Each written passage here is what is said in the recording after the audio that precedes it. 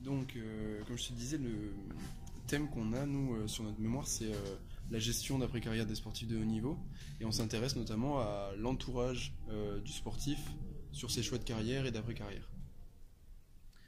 Donc, pour commencer, la première question, il faut savoir que c'est des questions qui sont ouvertes, donc Ouais, ouais. avec l'objectif vraiment de développer toi de ton côté et que tu as un cheminement de pensée.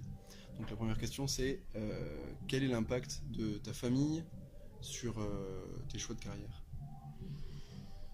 Bah, l'impact de ma famille, elle est énorme pour la simple et bonne raison que si j'avais pas eu ma famille, au moment où j'ai eu l'opportunité de rentrer dans le staff, j'aurais continué le rugby. Il y a des grandes chances. Mais quand on m'a proposé de rentrer dans le staff et qu'on ne me gardait pas au loup en tant que joueur, euh, on va dire que la balance famille a pesé beaucoup plus lourd que la balance 1 an ou 2 ans de contrat de l'autre côté de la France. Donc, de ce fait, j'ai préféré rester dans le club, rester avec un contrat, je dirais, un peu plus sûr, euh, rester sur la région, là où il y a la famille, il y a les copains et les copines. Donc au moins je sais que voilà quoi. Là aujourd'hui, la famille est plutôt bien. Mhm. Qu'est-ce qui s'est passé en fait concrètement au moment où tu as eu ce choix à faire? Bah, ce qui s'est passé, c'est que on m'annonce qu'on me garde pas en tant que joueur, parce que bah, voilà, il y a un recrutement et qu'on fait rentrer des meilleurs joueurs que moi. Et à partir de là, on me propose quand même de rentrer dans le staff en tant qu'analyste vidéo, poste qui n'existait pas vraiment, j'avais un collègue qui s'en occupait un peu, mais il n'y avait pas de vrai poste analyste vidéo au rugby. Et là, bah, j'ai dit oui. D'accord. J'ai dit oui parce que bah, voilà, en même temps, j'étais pas le meilleur joueur du monde. Il n'y avait pas, bon, j'avais une ou deux équipes qui étaient potentiellement intéressées, mais ça me proposait des contrats de 1 an ou 1+1. Et je me suis dit, ben voilà, quoi, est-ce que je fais déménager la famille de l'autre côté de la France ou quoi, pas dans la région dans laquelle on est bien pour essayer, pour tester. Alors en plus, généralement, quand t'es remercié, t'es jamais blindé en termes de confiance. Donc du coup, ben, j'ai accepté le poste et donc j'ai arrêté le rugby, mais un petit peu tôt quand même, D'accord. À quel âge à 28. D'accord. Et plutôt dans ta carrière, au moment même où tu as fait des choix, par exemple de jouer au rugby ou alors de choisir un centre de formation, si ça a été le cas, quel a été l'impact de ta famille dans ces moments-là? Quand j'ai décidé de jouer au rugby, papa plutôt content, maman plutôt soucieuse, mais bon, pas de véritable impact. On m'a dit, bon, si tu joues au rugby, tu joues au rugby.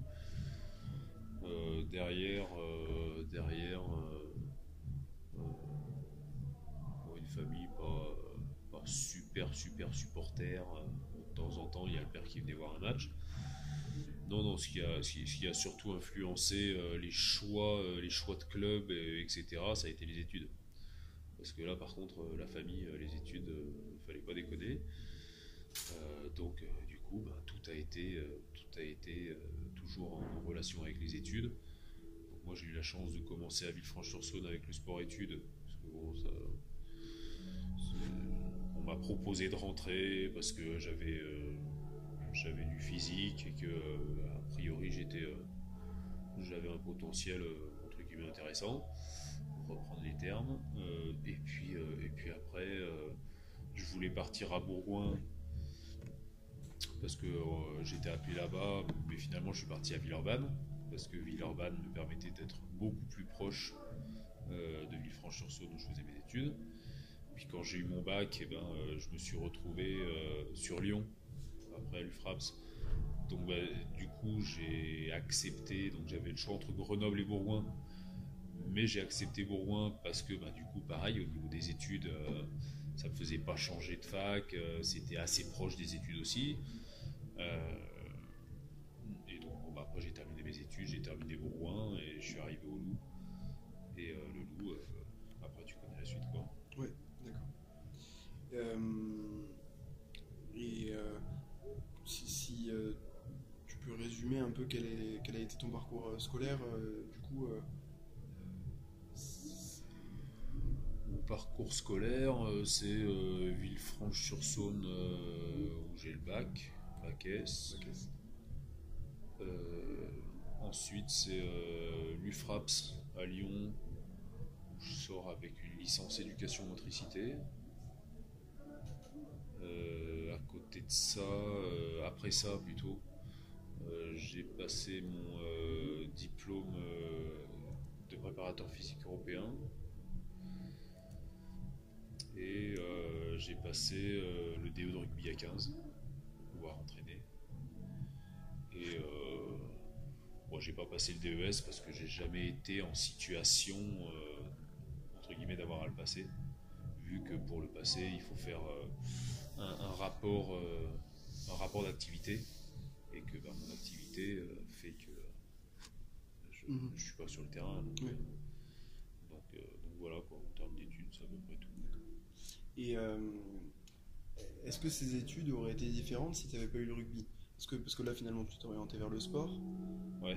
Est-ce que c'est quelque chose que tu as toujours voulu faire?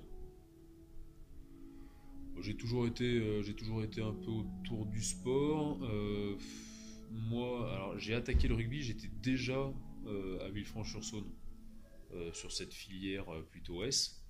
Donc je pense que le bac, je l'aurais peut-être eu un peu plus largement si j'avais pas eu la tête dans le rugby, mais à ce niveau-là, ça aurait rien changé. Ensuite, l'UFRAPS, ouais, si, ça tournait autour du sport, donc j'étais plutôt bien là-dedans. Je suis pas persuadé que ça aurait changé non plus. Donc après, peut-être que je sais quand j'ai passé une fois le CAPES, mais je dirais que je l'ai plus passé par politesse parce que à côté de ça, je commençais à intégrer l'équipe 1 à Bourgoin. Il y avait les entraînements tous les jours. Je commençais à avoir une petite place dans l'équipe de temps en temps. Donc le CAPES, ouais, allez, on va dire que si jamais j'avais pas eu cette carrière-là, peut-être que j'aurais mieux préparé mon CAPES. Et peut-être que je serais devenu prof de sport. D'accord. Allez, on va dire ça. Mais oui, mais si. Ouais. Est-ce qu'il y a des amis ou des personnes auxquelles tu penses qui sont pas de la famille, qui ont influé sur tes choix, par exemple,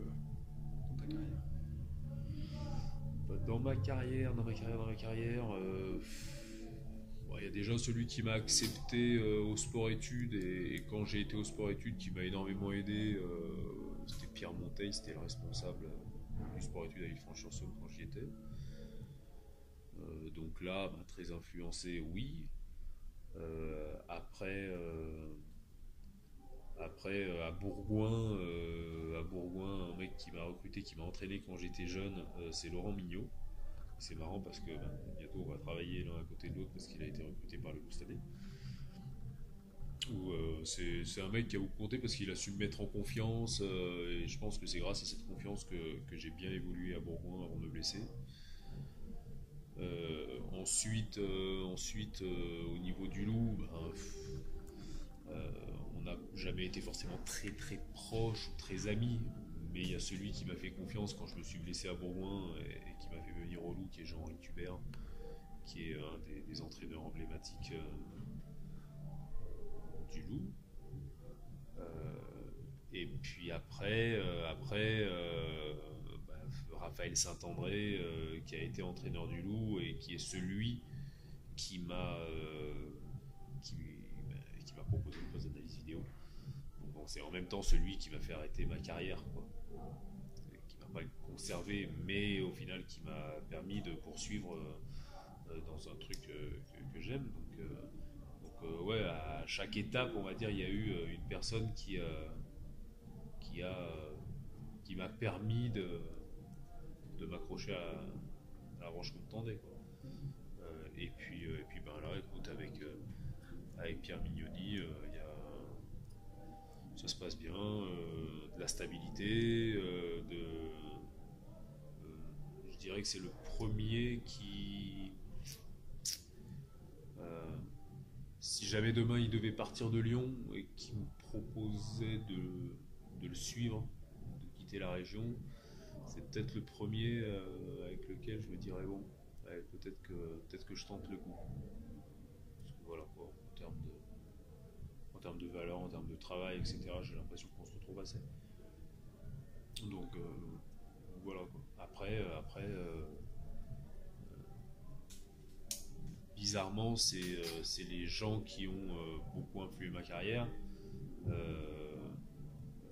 Et puis bon, sinon oui, j'ai ma femme qui est très lyonnaise. Et il n'y a pas longtemps, j'ai eu l'opportunité de suivre un entraîneur du Loup qui partait et qui souhaitait embarquer dans les bagages. Et là, par contre, ça a été plus ma femme qui m'a aidé à prendre la décision pour rester au Loup. D'accord. Et comment est-ce que tes parents ou ta famille en général a appris le fait que tu disais que tu as eu par exemple un bac S qui était moins bon que celui que tu aurais pu avoir? Comment est-ce que ils ont vécu et ils t'ont accompagné là-dedans? Ils m'ont accompagné en serrant les dents, quoi. Parce que ben, à partir du moment où j'avais les crampons aux pieds, ouais, ils pouvaient plus faire grand chose, les pauvres. Donc ils m'ont accompagné en me poussant à avoir des résultats, en me foutant sur des cours particuliers, en maintenant eux une pression que j'aurais peut-être pas maintenue si voilà, hein, si j'avais pas été dans cette situation. Donc ouais, ils ont pas subi le truc, mais voilà quoi, à un moment ton gosse tu peux pas non plus l'enchaîner au radiateur pour le faire bosser, donc ils ont réussi tant bien que mal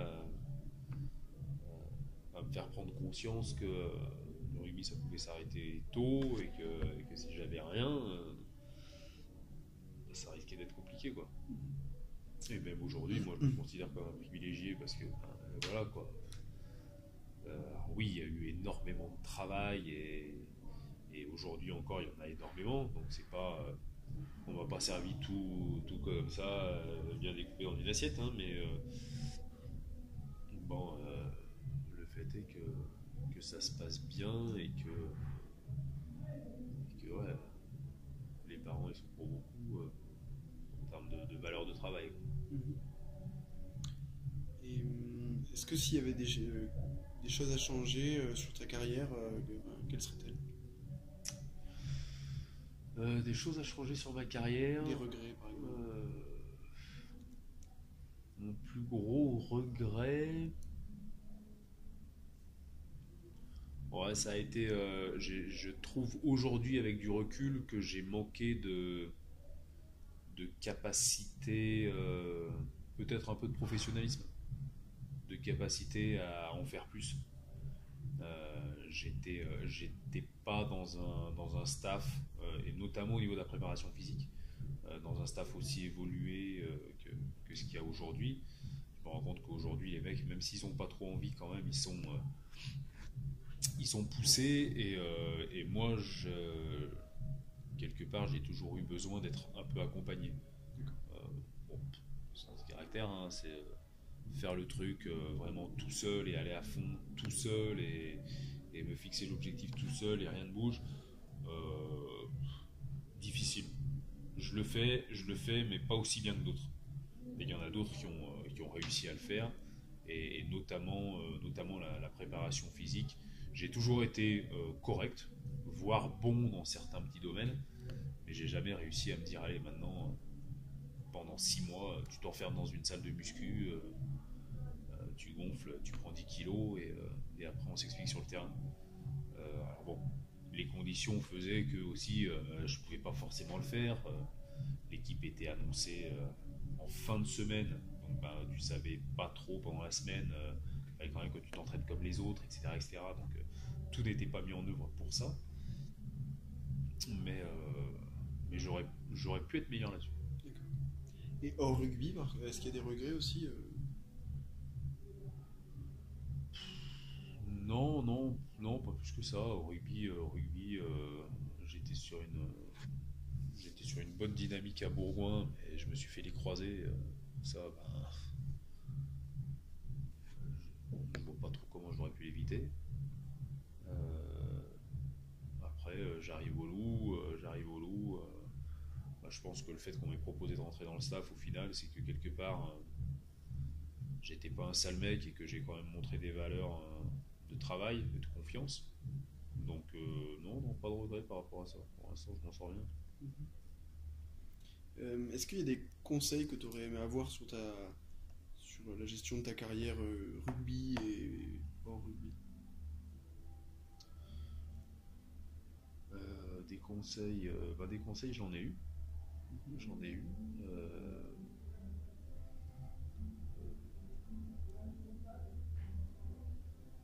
Ouais, peut-être un petit peu plus de communication sur ce qui allait pas, notamment sur la fin de ma carrière rugby, où là je me suis rendu compte que mine de rien j'avais l'impression d'avoir des points faibles que je souhaitais travailler.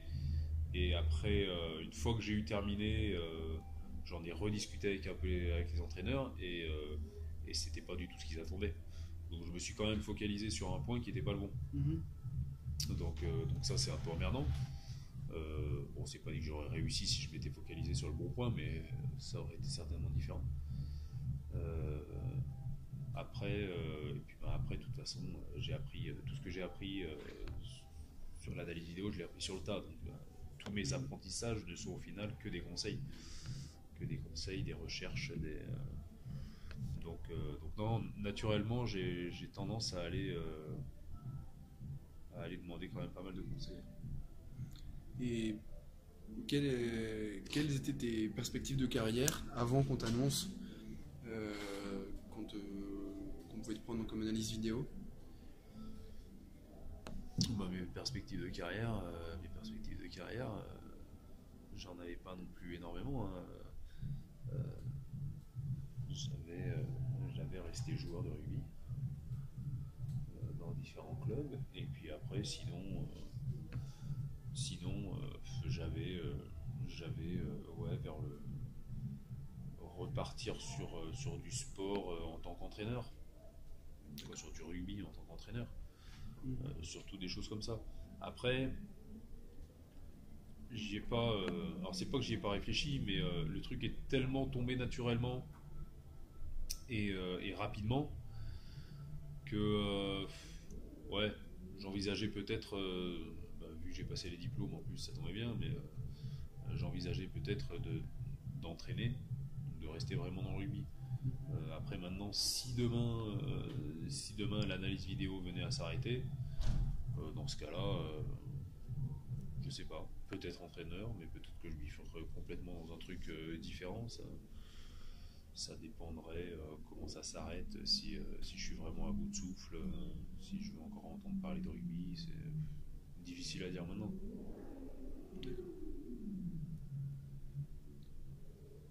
Eh ben écoute, je crois qu'on a vu tout ce qu'on pouvait voir. Je te remercie. Pas de quoi. Et si ça t'intéresse, comme je le disais aux personnes à qui je faisais des entretiens, je pourrais te transmettre les résultats qu'on espère obtenir avec avec plaisir. notre étude. Et voilà. Merci. Ok. Écoute.